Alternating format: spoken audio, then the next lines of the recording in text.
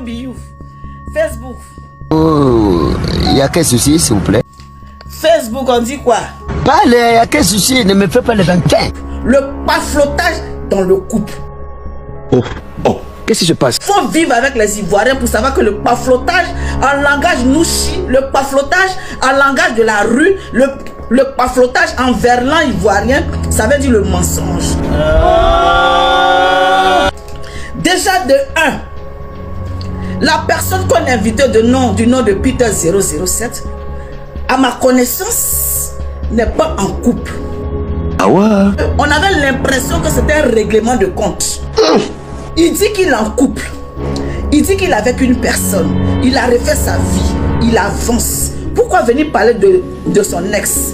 Question. Point d'interrogation. Le thème là, ça tournait autour d'elle, d'une personne que nous tous nous connaissons sur la toile. Ah oui. C'était du hors sujet. De 2. De 3, il y avait une histoire de comme, explique-moi, qu'est-ce qui s'est passé avec ton ex? Pourquoi tu as laissé ton ex? Qu'est-ce qui s'est passé avec elle? C'est rentré ici, c'est sorti là-bas. Nanani, nanana. Quand tu es assis, tu dis, mais où est le sujet véritable du thème? À notre grande surprise, on nous parle de qu'est-ce qui vous a séparé. On va nous parler de l'infidélité d'Emmanuel Keita. Quel était le but? Point d'interrogation. Un homme qui n'a pas encore épousé une femme, qui est en train de se chercher. Pour moi, tu n'es pas encore sa femme. Mon cher, fiançailles où il n'y a pas famille là, non, j'ai pas ça.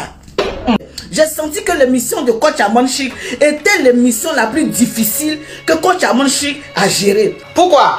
Parce que là, elle était dans un dilemme où elle allait se placer pour pouvoir placer les mots. Tout le monde la regardait. On regardait vers la bouche. Mais aussi quand on regarde aussi, on a l'impression que Peter 007 même était assis tranquille, était assis sous sa carte. Il était mélangé. Ah ouais? Il devait taper l'œil pour dire non, que c'est privé. Je n'ai pas envie d'en parler. C'est une histoire qui s'est passée entre elle et moi. Voilà. Mais quand il vient devant les gens et puis il dit non, que je l'ai trouvé dans la chambre. J'ai tapé. Je l'ai appelée. Elle parlait façon. Je n'avais pas confiance en elle. Je me suis levé. Toi-même, monsieur Peter 007. Toi qui es l'homme, est-ce qu'on se déplace pour aller chez les gens comme ça?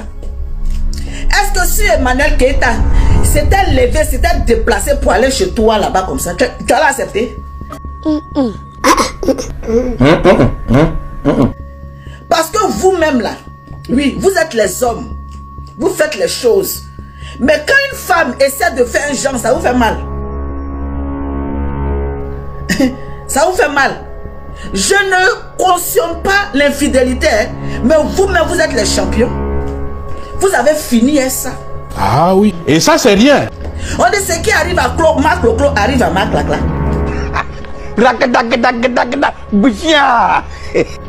Les gens vont s'arrêter par l'infidélité. Elle a répondu. Elle vous a reconnu. Elle a dit que c'est vrai. Elle a dit que c'est faux. C'est lui celle qui a parlé. Est-ce qu'elle a parlé? Tu viens nous faire croire que depuis que tu es avec elle là, tu étais tellement fidèle, tu étais tellement bien. Oui, depuis que j'étais avec elle là, je ne l'ai jamais trompé, je ne l'ai jamais fait ceci. Où sont les preuves qui nous montrent que tu n'as jamais trompé? Prends la question. Tu ne peux pas donner 5 000 € à ta chérie. On dit 5 000 € là même a été remboursé. Tu pleures de 5 000 €? Vraiment. C'est scandaleux. Et puis encore, il dit non, la seule fois que j'ai été heureux, c'est quand j'étais sur elle. Adam. On peut faire ça. Tu es sorti ici. Elle a végété, elle a ceci, cela. Tu es sur elle et puis tu es heureux. il a demandé pardon à son ex. Soulignons aussi cette partie aussi, parce que il pouvait dire que non, je ne demande pas pardon, mais on voyait, on sentait dans ses yeux, on sentait que il aime cette dame.